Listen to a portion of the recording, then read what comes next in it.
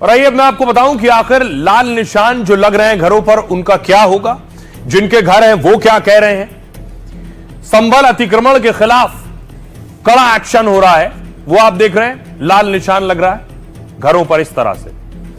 पहले संभल में अवैध बारात घर पर बुलडोजर की गाज गिरी, इसके बाद एक मस्जिद पर हथौड़ा और बुलडोजर चला। संभल में एक बार फिर बुलडोजर एक्शन की तैयारी है। इस बार दर्जनों घर और एक मस्जिद पर बुलडोजर चलेगा। सरकारी जमीन पर बने 80 मकानों की लिस्ट तैयार हो गई है। प्रशासन ने 40 घरों पर ऐसे लाल निशान लगा लिए हैं। बाकी घरों पर भी नोटिस देकर लाल निशान लगाया जा रहा है। यह प्रशासन का घर खाली करने का आखिरी अल्टीमेटम है। 15 दिन के अंदर घर खाली नहीं हुआ तो बुलडोजर चलेगा, क्योंकि प्रशासन के मुताबिक यह घर तालाब की जमीन पर बने, जबकि यहां के लोग सालों से बिजली पानी का बिल भर रहे हैं और कह रहे हैं कि लाखों की कीमत पर उन्होंने ये मकान खरीदे हैं। पहले उन्हें कोई नोटिस या अवैध जमीन की जानकारी नहीं दी गई, लेकिन प्रशासन का कहना है कि इसके पीछे जमीन माफिया का हाथ है। जिन्हें शिकायत है वो तहसील में शिकायत दर्ज कराएं और बताएं कि उन्हें जमीन या घर किसके कहने से खरीदा है या किससे खरीदा है। प्रशासन भूमाफिया के खिलाफ भी कड़ी कार्रवाई करेगा। सुनिए जरा क्या कुछ कह रहे हैं तहसीलदार और जो इन घरों में लोग रहते हैं वो।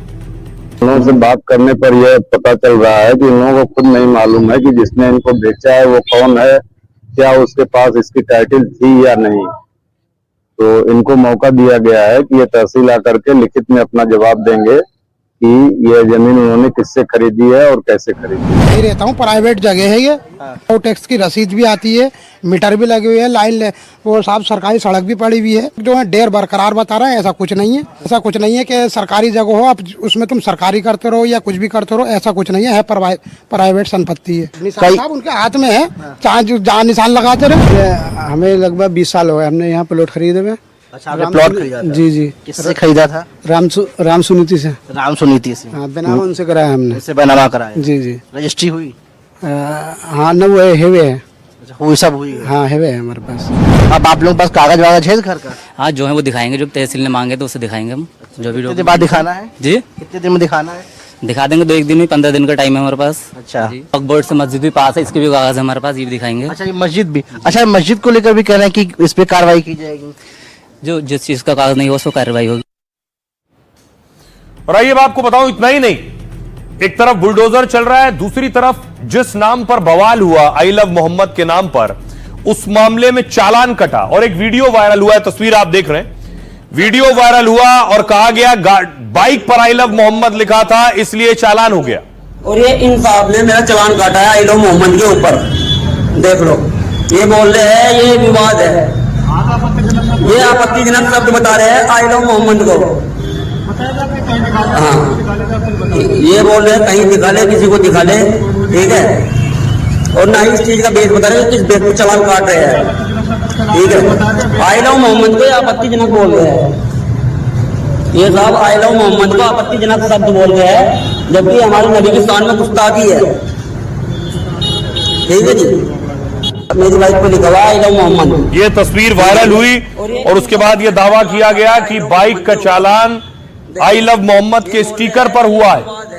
लेकिन देखिए यूपी में रूल क्या कहता है, नियम क्या है जो योगी सरकार ने बनाए। एक ये तस्वीर देख रहे हैं, गाड़ियों पर जाति लिखा हुआ है, गुर्जर, जाट, ठाकुर, यादव। दूसरी तरफ बाइक पर आई लव मोहम्मद लिखा था। पोस्टर बैनर के बाद बाइक पर आई लव मोहम्मद दिखने लगा। यूपी के बागपत में ऐसी ही बाइक का चालान कट गया। चालान कटने के बाद युवक ने सोशल मीडिया पर वीडियो वायरल किया, जिसमें वो ट्रैफिक पुलिस वाले से पूछ रहा है कि गलती पर चालान कटा है, किस गलती पर। पुलिस वाला कहता है आपने बाइक पर आपत्तिजनक स्टिकर लिखवा रखा। पीड़ित युवक कहता है आई लव मोहम्मद को आप आपत्तिजनक बता रहे हैं। पुलिस वाला कहता है हाँ यह आपत्तिजनक है, जाओ जहां दिखाना है दिखा लो। पीड़ित युवक ने मोहम्मद के अपमान का आरोप लगाते हुए वीडियो वायरल किया। इस पर बागपत पुलिस ने इस पूरे मामले पर सच सामने रखा। पुलिस के मुताबिक आई लव मोहम्मद के स्टिकर पर चालान नहीं कटा है। चालान 3 ट्रैफिक नियम तोड़ने की वजह से काटा गया है। युवक ने गलत जगह बाइक पार्क की, मतलब पार्किंग के नियम तोड़े। युवक की बाइक पर नंबर प्लेट नियम के मुताबिक नहीं लगी थी। पुलिस के कागजात या जानकारी मांगने पर सहयोग नहीं किया। दूसरी तरफ सच यह है कि यूपी में गाड़ियों पर नाम या जाति लिखने का नया नियम लागू है। जिसके तहत गाड़ियों पर जाति लिखकर चलाने पर चालान होता है। इसलिए किसी तरह का धार्मिक चिन्ह या जाति लिखने पर रोक है। पुलिस अगर रोकेगी तो वो इस पर भी चालान कर सकती है। सुनिए जरा आखिर आई लव मोहम्मद पर क्या कुछ कह रहे हैं एमआईएम नेता। क्यों खामखा एक सोए हुए शेर को तुम जगा रहे हो? बाकी रहेगा न चमन रहेगा, पर रसूल अल्लाह का दीन हसन रह जाएगा। मेरे भाई, हम फांसी के फंदा हमारे गले में है, हम उस वक्त भी आई लव मोहम्मद बोल रहे, तुम क्या मजाक कर रहे हो हमसे? क्यों खामखा एक सोए हुए शेर को तुम जगा रहे हो? मुसलमान भारतीय जनता पार्टी में नहीं है क्या? मुसलमान कांग्रेस पार्टी में नहीं है क्या? मुसलमान लोकदल में नहीं है क्या? मुसलमान बसपा पार्टी में नहीं है? तो उन मुसलमानों के लिए आई लव मोहम्मद कहने पे पाबंदी लगाई जाएगी तो वो मुसलमान क्या तुम्हारी पार्टी में रहेंगे? देखिए मेरी बात सुनिए, मुस्लिम जो विरोध कर रहे हैं ना, जो धर्मगुरु विरोध कर रहे हैं, वो भारतीय जनता पार्टी के हाथ बिके हुए मौलाना है। अब देखिए, जहां से लड़ाई शुरुआत हुई, बरेली में बवाल हुआ। बरेली में खबर यह है कि तौकीर रजा की फाइल खुलने वाली है। तौकीर रजा की वो फाइल जो अब तक धूल फाक रही थी, आखिर तौकीर ने क्या किया है? कौन सी फाइल है जो उनके लिए मुश्किलें खड़ी करने वाली है? देखिए जरा। तौकीर फिलहाल जेल में। हिंसा को लेकर मौलाना तौकीर पर शिकंजा और कसता जा रहा है। तौकीर अभी जेल में है और उनकी पुरानी फाइल खुलने की तैयारी है। खबर है कि बरेली पुलिस 2019 दंगे की फाइल फिर से खोलने जा रही है।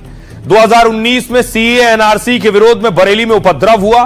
कानूनी आदेश का उल्लंघन करके तौकीर ने बरेली में भीड़ जुटाई और फिर इसी भीड़ ने बरेली में जमकर तोड़फोड़ और हिंसा की। उपद्रव के बाद तौकीर के खिलाफ बरेली पुलिस ने केस दर्ज किया, लेकिन इस केस में चार्जशीट अब तक दायर नहीं हुई है। सोचिए, चार्जशीट दायर नहीं हुई यानी आरोप पत्र, लेकिन इस केस में पुलिस तौकीर को रिमांड पर लेने की तैयारी कर रही है। 10 अक्टूबर को अगली पेशी में तौकीर कोर्ट में पेश किए जाएंगे, तो फिर उनकी रिमांड लेकर उस पर सुनवाई हो सकती है और अगर मंजूरी मिली तो फिर 2019 के दंगे पर तौकीर से सवाल होंगे। साथ ही पुलिस संभल समेत बाकी जिलों में तौकीर पर दर्ज केस खंगाल रही है। बरेली में हिंसा को लेकर 11 एफआईआर हुई है, इनमें 7 में तौकीर आरोपी हैं। तौकीर से जुड़े 84 लोग गिरफ्तार हो चुके हैं और 7 परिणाम घोषित है। अब पुरानी फाइल खोलकर मौलाना तौकीर पर नए एक्शन की तैयारी हो रही है। सुनिए जरा, तौकीर ने पहले ऐसे ऐसे बयान दिए जिसके बाद हंगामा हुआ, फिर योगी ने भी उन्हें जवाब दिया था। सुनिए। तुम आओ, ये दिखाया जाएगा कि आज हम पूरे अंदामान के साथ आए हैं, हाथ में तिरंगा लेकर आए हैं, कानून अपने हाथ में नहीं लिया है, कानून के दायरे में आए हैं। लेकिन अगर हमारी बातें नहीं मानी गई तो 15 दिन के बाद फिर आएंगे और उस दिन तुम्हारी जिम्मेदारी होगी, उस दिन हम अपने तरीके से आएंगे। आप जयपुर से चलो तो दिल्ली तक जाग होना चाहिए। इस अंदाज में अगर निकलोगे तो तुम्हारी सुनी जाएगी। दिखाओ कि हमारी तादाद को छुपाते हो। जिस दिन हम सड़कों पर आएंगे तो तुम्हारी रूह कांप जाएगी और तुम हमारी बात सुनने पर मजबूर हो जाओगे। मौलाना भूल गया कि शासन किसका है। हो मौलाना भूल गया कि शासन किसका है। वो ये मानता था धमकी देंगे और हम जबरदस्ती जाम कर देंगे। हमने कहा जाम नहीं होगा, कर्फ्यू भी नहीं लगेगा, लेकिन कर्फ्यू का सबक तुम्हें ऐसा सिखा देंगे कि तुम्हारी आने वाली पीढ़ी दंगा करना भूल जाएगी।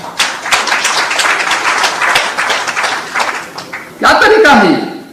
आप सिस्टम को ब्लॉक करना चाहते हैं। 17 के बाद हमने कर्फ्यू भी नहीं लगने दिया, लेकिन ऐसे बैरियर को चुन चुन करके वे जिस प्रकार की भाषा को समझते थे उस प्रकार की भाषा से उनको समझा करके उसको उसकी सजा दिलाने का काम भी किया है।